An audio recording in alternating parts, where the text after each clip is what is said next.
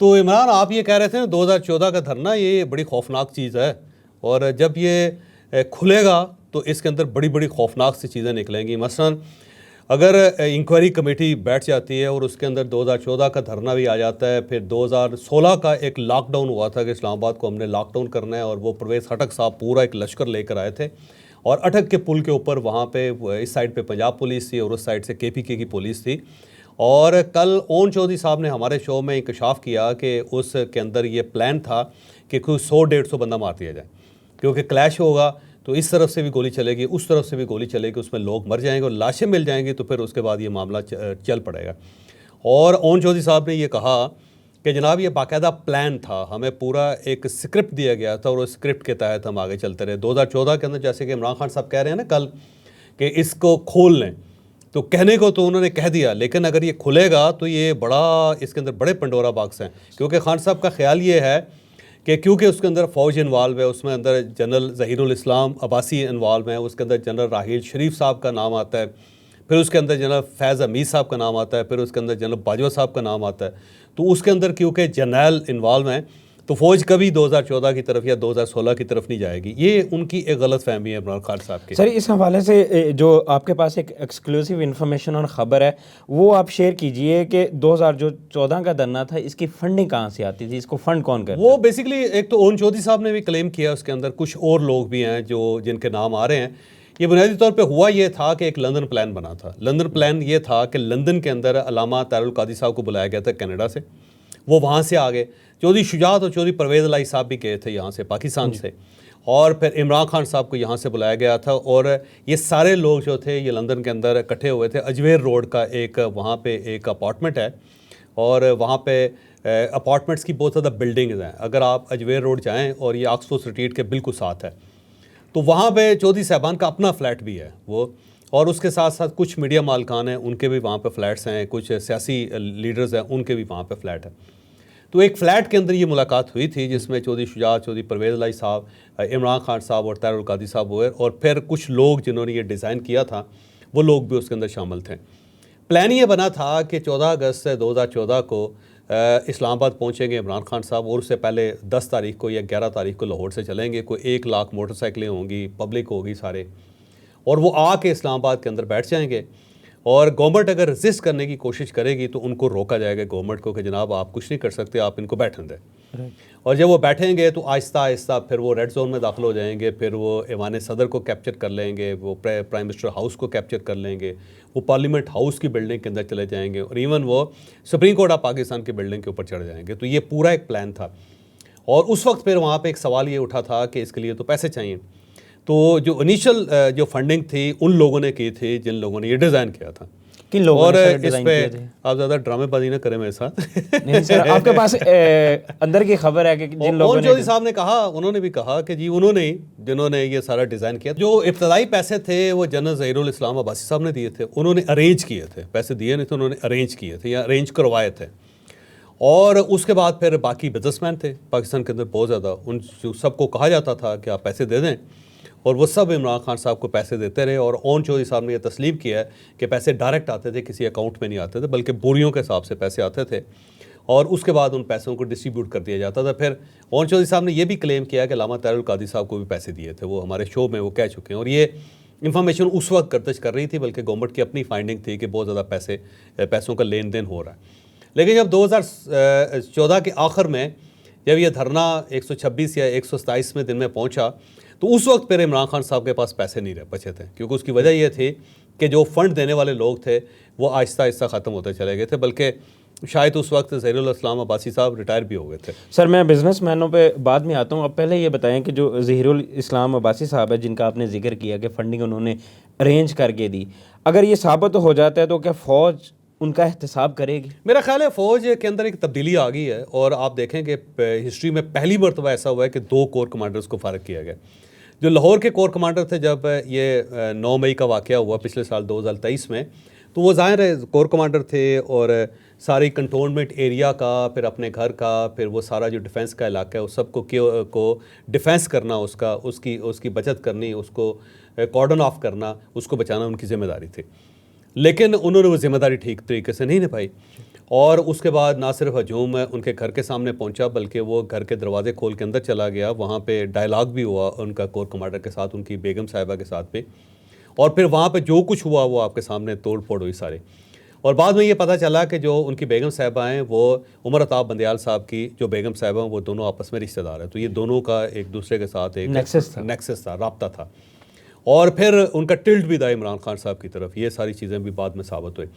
और उस वक्त जो आर्मी चीफ थे वो पाकिस्तान में नहीं थे, आपको याद होगा, वो मुल्क से बाहर थे। तो उन्होंने फौरी तौर पे जब उनसे रब्ता किया, पूछा कि जनाब ये क्या हुआ, कोर कमांडर से पूछा, तो कोर कमांडर ने जवाब बड़ा टेढ़ा दिया। उनका ये कहना था कि जी इस किस्म की सूरत हाल में फिर ऐसा वाक़या होना ही था।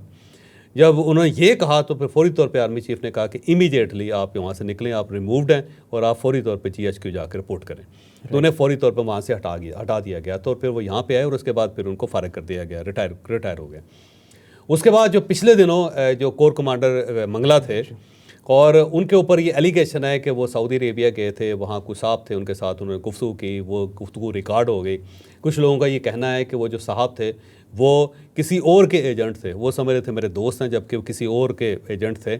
और उन्होंने अपनी जेब के अंदर उसको रिकॉर्ड कर लिया, डिवाइस लगी हुई थी, उन्होंने सारी चीज़ें रिकॉर्ड करके वो फिर अदारे के पास चलेगी। और वो उसमें बहुत ज़्यादा चीज़ें थी कि ये अदारे के अंदर क्या हो रहा है, वो क्या कर रहे हैं, आर्मी चीफ़ क्या कर रहे हैं, DGISI क्या कर रहे हैं, इमरान खान साहब को इंगेज करना चाहिए, इमरान खान साहब के साथ बड़ी ज़्यादती हो रही है। तो वो बड़ी डिटेल के साथ उन्होंने बात की थी। और जब वो बात आई सामने तो फिर उनको बुला के पूछा गया, उनके पास कोई जवाब नहीं था। और ये याद रखें कि वो सीनियर मोस्ट आदमी थे। अगर जो आर्मी चीफ बनना था तो जो 3-4 लोग थे उनके अंदर उनका नाम आ रहा था उसमें, उस वक्त तक वो सीनियर हो जाने थे। लेकिन उनको भी कहा गया कि घर जाएँ, और वो घर चले गए।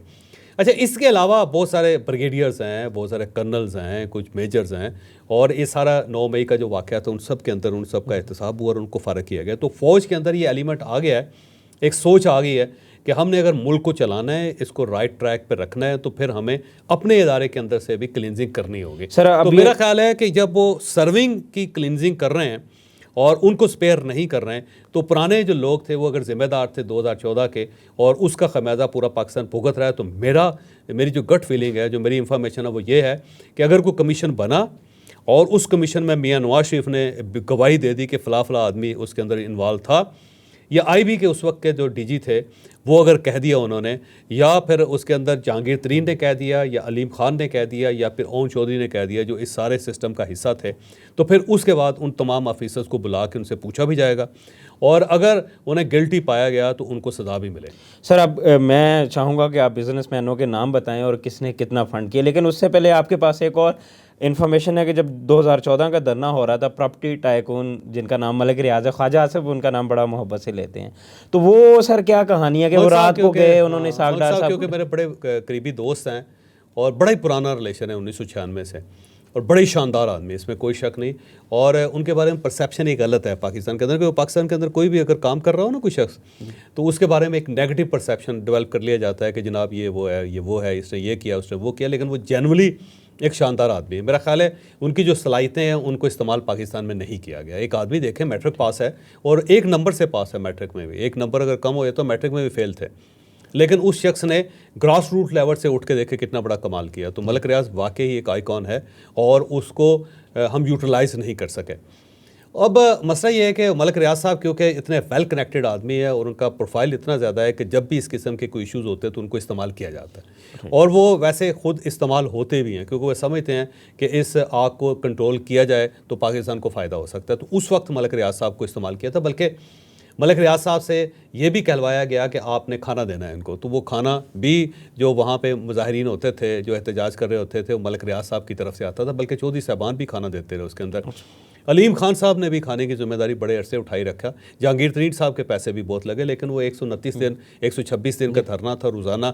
अगर आप करें, फ़र्ज़ कर लें कि 1000 लोग हों, 5000 हों या 10,000 लोग हों, तो उनको खाना देना इतना आसान काम नहीं। तो मलिक रियाज साहब भी एक वक्त में खाना वो भी देते रहे। बल्कि जो अल्लामा ताहिरुल कादी साहब हैं, अल्लामा ताहिरुल कादी साहब को जब यहाँ से भिजवाया गया तो उसमें मलिक रियाज साहब का भी कमाल था, उसमें कंट्रीब्यूशन था। फिर एक बार वो खुद दोबारा पाकिस्तान आ रहे थे तो उनको फिर बाकायदा रोका गया, इंग्लैंड के अंदर रोक के, और उस वक्त मलिक रियाज साहब की खबरें गर्दिश करती रही कि उन्होंने उनकी मर्ज़ी के पैसे उनको दिए थे। अब ये अल्लामा साहब इससे इनकार करते हुए कहते हैं बिल्कुल झूठ है, लेकिन कुछ लोग जो उस वक्त इन्वॉल्व थे वो सभी कहते थे जी अल्लामा साहब को बाकायदा फैसिलिटेट किया गया था। अब मलक रियाज साहब का इशू ये था कि अब आईबी ने एक कॉल रिकॉर्ड की थी उस वक्त। वो हुआ ये था कि कोई एक साहब थे जो डीजी आईएसआई के बिहाफ पे उन्होंने मलक रियाज साहब से रब्ता किया था। तो जो कॉल थी वो मलक रियाज साहब की रिकॉर्ड हो रही थी, वो बेसिकली इनकी नहीं हो रही थी, वो मलक रियाज साहब की रिकॉर्ड हो रही थी। तो उन्होंने इनसे कहा कि आप जाएँ और जाके मियां नवाज शरीफ साहब को ऑप्शन दें कि या वो इस्तीफ़ा दे दें या फिर वो छुट्टी लेकर मुल्क से बाहर चले जाएँ और इस दौरान हम मामलात को सेटल कर लें। तो उसके बाद अब आगे जो डिटेल है वो ये है कि वहाँ मलक रियाज साहब से कहा गया, मलक रियाज रात के वक्त फिर वो प्राइम मिनिस्टर हाउस के और उस वक्त तक प्राइम मिनिस्टर सो चुके थे। तो मियां नवाज शरीफ साहब की आदत है ये जब ये सो जाते हैं तो उठते नहीं हैं, फिर ये सुबह अपने वक्त पे उठते हैं, ये इनको दोबारा उठाया नहीं जा सकता। किसी शख्स के अंदर ये उसके पास इख्तियार नहीं है कि वो प्राइम मिनिस्टर को जाकर उठाए। तो वो इसाक डार साहब से मिले और ये वो बात है जो मियां नवाज शरीफ साहब ने हमें खुद भी बताई थी बात पर, इसाक डार साहब ने इसे कन्फर्म भी किया था। तो इसाक डार साहब को उठाया उन्होंने मलक रियाज साहब ने और उनसे कहा कि आप जी मियां नवाज शरीफ साहब के लिए एक मैसेज है, मैं उनको देना चाहता हूँ। तो उन्हें इसाक डार साहब ने पूछा क्या मैसेज है, तो उन्होंने पूरा मैसेज उनको दिया और उनसे कहा जी मैं खुद उनको डायरेक्ट ये मैसेज देना चाहता हूँ। तो बहरहाल इसाक डार साहब क्योंकि रिश्तेदार भी हैं मियां नवाज शरीफ साहब के और ये इनके क्लास फेलो भी हैं, बड़े पुराने दोस्त हैं, ये गवर्नमेंट कॉलेज से दोस्त हैं, क्लास फेलो 3 क्लास फेलोज़ हैं, मियां नवाज शरीफ, ख्वाजा आसफ और इसाक डार। तो ये तीनों क्लास फेलोज़ और इनकी आपस में बड़ी फ्रैंकनेस है। जब आप इनकी कभी प्राइवेट गुफ्तगू सुने तो आप हैरान ही रह जाएंगे, ये तू करके एक दूसरे से मुखातिब होते हैं। अच्छा। तो इसाक डार साहब के पास ये इख्तियार था कि वो जाके मियां नवाज शरीफ साहब को उठा लेते। तो उठ के बेडरूम में गए, उनको उठाया, उठा के उन्हें कहा जी एमरजेंसी है, आपकी बात करनी है। तो मियां साहब ने कहा कि कौन सी ऐसी एमरजेंसी है, तो सुबह भी बात हो सकती है। उसने कहा नहीं, वो ड्राइंग रूम में बैठे हैं मलिक साहब। तो वो लेके आया मलिक रियाज साहब के पास उनको। तो मलिक साहब से कहा जी कि हाँ मैसेज दिया, मलिक साहब ने मैसेज दिया। तो मियां नवाज शरीफ साहब ने कहा कि आपको ये पैगाम किसने दिया, तो मियाँ तो उसमें मलक रियाज साहब ने कहा कि मैं आपको ये नहीं बता सकता। तो फिर उन्होंने कहा कि मैं आपकी बात भी नहीं मान सकता, क्योंकि मियां साहब के लिए सर ये गैर मामूली वाक़या नहीं था। अगर पाकिस्तान की तारीख देखी जाए तो उनसे कई बार फौज ने ही इस्तीफे का मुतालबा किया। तो उस पर उन्होंने कहा जी कि आप मुझे बंदा बताएं। तो उन्होंने कहा जी ये बंदा तो मैं नहीं बता सकता आपको। फिर उन्होंने कहा जी मैं आपकी बात नहीं मान सकता और आप जाके साफ इनकार कर दें मेरी तरफ से। तो मलक रियाज साहब का जो फार्मूला था वो इस तरह नाकाम हो गया और बाद में क्योंकि आईबी ने वो टेप रिकॉर्ड कर ली थी और उसके बाद उन्होंने मियां नवाज शरीफ साहब को दे दी।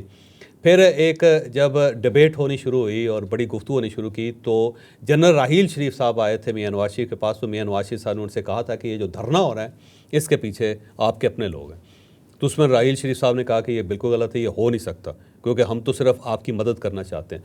तो उस पर फिर फौरी तौर पे मियां नवाज शरीफ साहब ने कहा जी वो सुनाएं जी, और फिर वो ऑडियो टेप जो थी वो आई और उसे सुनाया गया। तो जनरल राहील शरीफ बड़े परेशान हुए उस पर और फिर बुला के जनरल ज़हीर इस्लाम अब्बासी साहब से पूछा गया कि जी आप ये क्या कह रहे थे, किस तरह कर, उनके पास भी कोई जवाब नहीं था इसका। तो उसी पे सर मुशाहिदुल्लाह खान को कबीना से फारिग मुशाहिदुल्लाह साहब से फिर 1 साल बाद जाके जब वो धरने जो थे उनकी बरसी मनाई जा रही थी तो उस वक्त उन्होंने बीबीसी को एक इंटरव्यू दिया। तो उसमें उन्होंने कहा जी इस टाइप की एक टेप थी और उसमें जनरल ज़हीरुल इस्लाम अब्बासी इन्वॉल्व थे और उस पर फिर फ़ौज की तरफ से बड़ा रिएक्शन आया था। और उस वक्त मुझे याद है कि जो मुशाहिदुल्लाह साहब थे ये मुल्क से बाहर थे, मेरा ख्याल ये मालदीव में शायद उस वक्त थे, कोई कॉन्फ्रेंस हो रही थी एनवायरनमेंट के, कोई एनवायरनमेंट के मिनिस्टर थे। तो उस वक्त जो वहाँ पे मिलिट्री सेक्रेटरी थे, ये मिलिट्री अटैची थे, वो उस वक्त कर्नल थे और उनको कहा गया था, उनका नाम था कर्नल राजल। तो उनको कहा गया था कि आप जाके फौरी तौर पे इनको पैगाम दें। तो ये क्योंकि उस वक्त इनको थोड़ा सा लूज़ मोशन हुए थे, डायरिया था, ये वॉशरूम के अंदर थे, लेकिन उन्होंने कर्नल राजल ने उनसे कहा कि जी आपको फौरी तौर पे या फ़ोन पे प्राइम मिनिस्टर ने आपने बात करनी है। तो वो उन्होंने अंदर से ही मोबाइल उनको वॉशरूम के अंदर भेज दिया। तो कमोड पे बैठे बैठे उन्होंने वो सुना और फौरी तौर पे उनको कहा गया कि आपने इस्तीफ़ा दे देना है और ये आपने क्या कर दिया, ये आपको नहीं करना चाहिए। तो इस तरह मुशाहिदुल्लाह खान साहब से इस्तीफ़ा लिया गया था और इस्तीफ़े की बुनियादी वजह ये थी कि फ़ौज और गवर्नमेंट के दरमियान इतनी शदीद उसके ऊपर प्रेशर आ गया था और इतने शदीद इख्तलाफात हो गए थे कि या मुशाहिदुल्लाह बचाते या गवर्नमेंट बचाते। तो गवर्नमेंट बचाई, मियां नवाज शरीफ साहब ने मुशाहिदुल्लाह साहब को कुर्बान कर दिया। कल आपने उमर अयूब जो साहब जो अपोजिशन लीडर उनकी स्पीच सुनी, उन्होंने कहा कि फ़ौज को किसने इख्तियार दे दिया मुज़ाकरात का। और उन्होंने सर आपको पता है कि एक पहले ट्वीट रिजेक्टेड आई थी, अब उन्होंने कहा कि DGISPR की प्रेस कॉन्फ्रेंस मुस्तरद करते हैं। ये कौन होते हैं? देखिए उमर अयूब साहब का जो इशू है वो इशू ये है कि वो अपनी पार्टी का प्रोफाइल नहीं देख रहे। देखें फ़ौज को जो डायलाग हैं या जो मुज़ाकरात हैं या जो डील है उसका इख्तियार तो ख़ुद इमरान खान साहब ने दिया है। देखें ये फौरी तौर पे ये जो डायलॉग का था ना इशू, ये पाकिस्तान तहरीक इंसाफ की तरफ से आया। आपको याद होगा कि शहरयार अफरीदी साहब ने सबसे पहले टेलीविजन शो में कहा कि हमें गवर्नमेंट के साथ डायलॉग करने या डील करने की क्या ज़रूरत है, हम उनके साथ करेंगे जिनके पास पावर है, और हम करेंगे आर्मी चीफ के साथ, और हम करेंगे DGISI के साथ। ऐसे ही था ना जी बिल्कुल। उसके बाद इमरान खान साहब ने डील करने के लिए, डायलॉग करने के लिए 3 लोगों की कमेटी बनाई। उन्होंने कहा जी उमर अयूब साहब होंगे, शिबली फराज साहब होंगे और गंडापुर साहब होंगे, ठीक है। और फिर सब ने कहना शुरू किया कि हमारे तो इख्तलाफात हैं ही नहीं, हम तो चाहते हैं जी बात करें।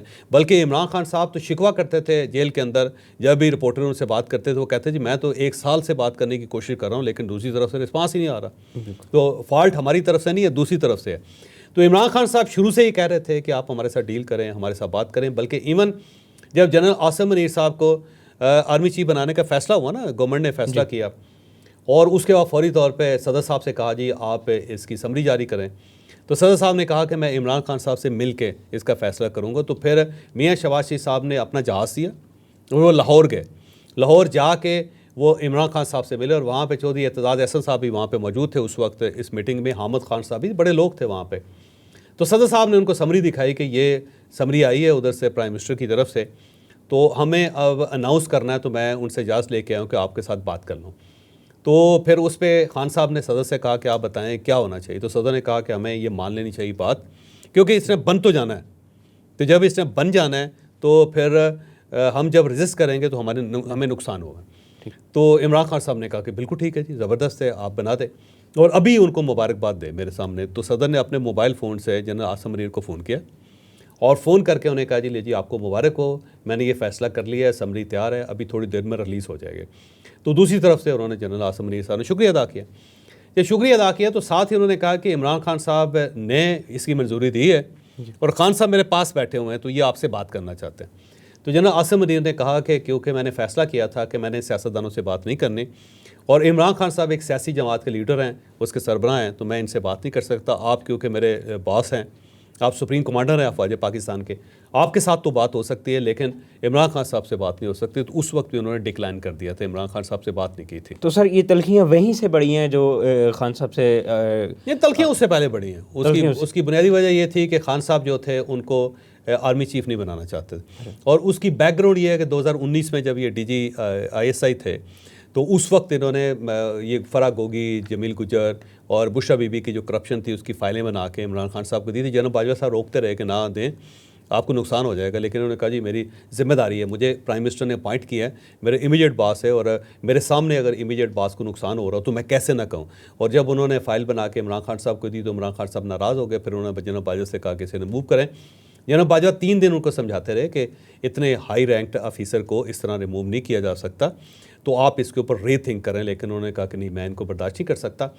और फिर जनरल बाजवा ने इससे कहा कि आप कम से कम ये करें कि उनको बुलाएं, उनको चाय पिलाएं, और चाय पिला के उनको रुखसत कर दें। लेकिन इमरान खान साहब चाय पिलाने के लिए भी तैयार नहीं हुए थे। तो तलखियाँ उस वक्त बढ़ी थी 2019 से।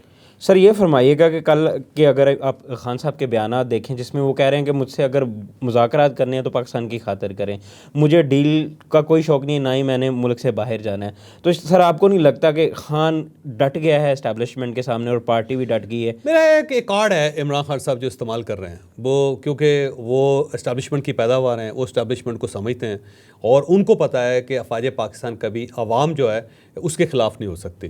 तो इमरान खान साहब का ख्याल ये है कि पब्लिक क्योंकि मेरे साथ है, और जब पब्लिक प्रेशर डालेगी तो जो फ़ौज है वो क्लैप्स कर जाएगी, वो बैठ जाएगी, और फिर मेरे साथ डायलॉग करने पे वो तैयार हो जाएगी। लेकिन वो एक चीज़ मिस कर रहे हैं कि ये डायलॉग ना करने का जो फ़ैसला है वो सिर्फ एक अकेले आदमी का नहीं, वो पूरे कोर कमांडर्स का, पूरी अफवाज पाकिस्तान का।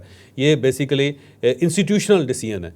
तो वो अगर आज जनरल आसिम मुनीर साहब चले भी जाएं, उनकी जगह नए आर्मी चीफ भी आ जाएं, तो मौक़िफ़ उनका भी यही होगा, क्योंकि ये फ़ौज ने डिसीजन किया है कि इमरान खान साहब के साथ हम नहीं चल सकते और इनके साथ किसी किस्म की डील नहीं करने। लेकिन उनका ख्याल ये है कि जब इनके ऊपर आवाम चढ़ दौड़ेगी तो ये मजबूर हो जाएंगे, फिर मुझे स्पेस देंगे, और स्पेस देने के बाद फिर मैं दोबारा प्राइम मिनिस्टर बन सकूँगा। ये मेरा ख्याल इमरान खान साहब की गलत फहमी है।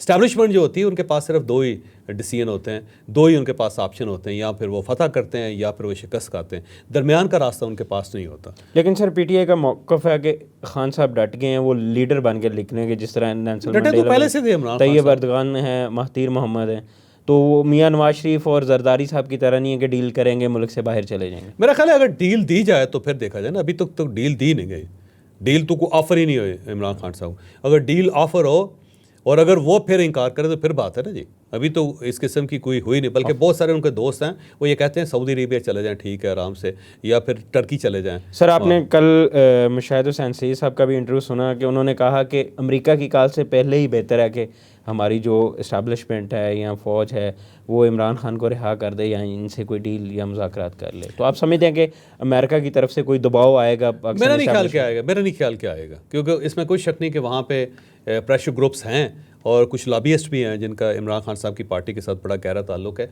लेकिन जब तक जो बाइडन है, मेरा नहीं ख्याल कि गवर्नमेंट की तरफ से कोई वहाँ से आएगा, क्योंकि उसकी वजह यह है कि जो बाइडन इमरान खान साहब को पसंद नहीं करते। और उस वक्त पाकिस्तान ने बहुत ज़ोर लगाया था जब ये प्राइम मिनिस्टर थे कि जो बाइडन कम अज़ कम इनको फ़ोन ही कर लें और इनका फ़ोन सुन लें मुबारकबाद का, लेकिन उन्होंने ना फ़ोन सुना ना उन्होंने फ़ोन किया। तो जो बाइडन जब तक है, मेरा नहीं ख्याल कि ये कोई इम्कान है। हाँ, अलबत्ता ये हो सकता है कि डोनाल्ड ट्रंप आ जाए दोबारा। ट्रंप अगर आ गए तो फिर हो सकता है कोई पॉलिसी तब्दील हो जाए, फिर शायद पाकिस्तान के ऊपर प्रेशर इमरान खान को सर कोई फिर शायद कोई रिलीफ मिले। लेकिन सरदस मुझे नहीं लगता कि इमरान खान साहब को कोई अमेरिका की तरफ से कॉल आएगी। तो ये है सारी सूरत हाल के अफवाज पाकिस्तान भी अपनी जगह डटी हुई है और इमरान खान साहब भी डटे हुए हैं। अब आने वाले दिनों में देखते हैं कि कौन पीछे हटता है। मेरा ख्याल है इमरान खान साहब को ही हटना पड़ेगा, क्योंकि दूसरी साइड पे कोई इंसान नहीं है, दूसरी साइड पे इदारा है। तो आप इदारे के साथ नहीं टकरा सकते। अगर एक आदमी हो ना उसके साथ तो आपका फड्डा हो सकता है, उसको तो आप राज़ी कर सकते हैं, लेकिन अगर एक इंस्टीट्यूशन आपके साथ खड़ा हो गया, आपके खिलाफ खड़ा हो गया, तो उसको नहीं कायल कर सकेंगे। और इस साइड पे इंडिविजुअल है, और इंडिविजुअल है इमरान खान। इमरान खान साहब की पार्टी ये नहीं चाहती। पार्टी में तो बल्कि 90% लोग ये चाहते हैं कि फ़ौज के साथ चला जाए और इस सारे सिस्टम को चलाया जाए। इनमें तो कोई शख्स ऐसा नहीं है जो कौमी असम्बली छोड़ना चाहता हो या सेनेट छोड़ना चाहता हो या फिर जो प्रोविंशियल असम्बली है वो छोड़ना चाहता। सब ये कहते हैं कि हमें सिस्टम के अंदर रह के स्ट्रगल करनी चाहिए। तो इमरान खान साहब अकेले हैं इस मामले में। दूसरी साइड पर पूरा इदारा है, और पूरा इदारा नहीं एक, बल्कि उसके अंदर बहुत सारे इदारे हैं जो वो खड़े हुए एक साइड पे। तो इमरान खान साहब की गलत फहमी है कि वो सबको गिरा के कामयाब हो जाएंगे, उसके ऊपर झंडा लहरा देंगे। तो इमरान खान साहब ही को अकल करनी पड़ेगी, इन्हीं को अपने हार्सेस होल्ड करने पड़ेंगे, थोड़ा सा पीछे आना पड़ेगा।